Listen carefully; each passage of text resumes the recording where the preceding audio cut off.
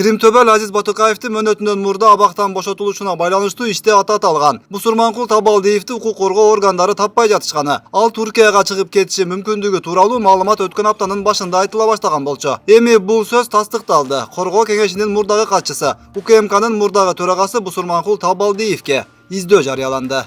ИИМдин тергөө кызматы тарабынан Кримтөбөл Азиз Батукаевдин түрмөдөн мыйзамсыз бошотулушуна байланыштуу Жазык кодексинин 319-беренеси боюнча сотко чейин көндүрүш жүрүп жатат. Бул ишке байланыштуу Бусурманкул Табалдиевдин кайда экендиги аныкталбагандыктан издөө жарыяланды.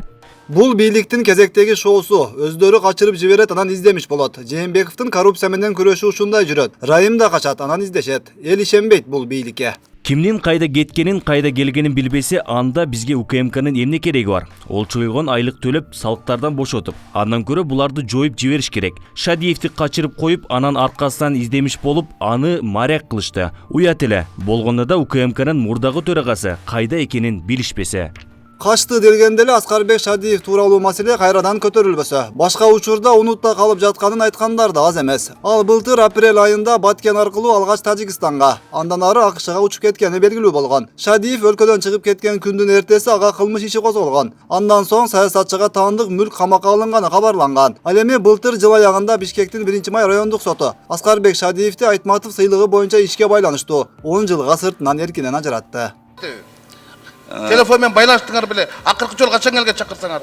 Чек ара кызматынын маалыматы боюнча жанагы границада жүрүп аткан жанагы АСПК деп коет, ошолор маалыматына неме караганда Кыргызстан территориясына чыккан эмес.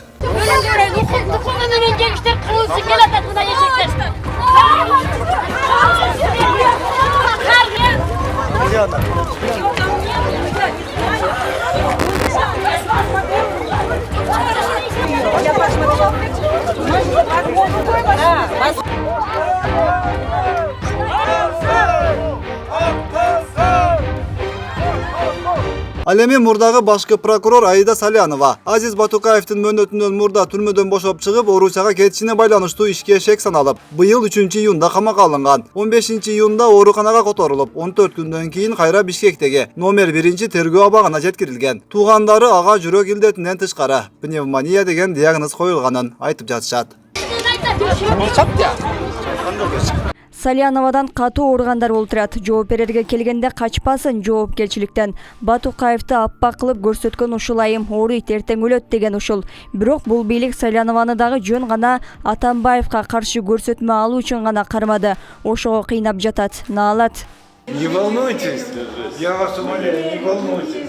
Мындай пикирлердин жаралышына бир катар фактылар негиз болуп калууда. Мисалы, ошол эле Батукаевдин иши боюнча абакка алынган экс-вице-премьер Шамил Атаханов мурдагы президент Алмазбек Атамбаевге каршы көрсөтмө бергени белгилүү болгон. Андан соң үй камагына бошотулган.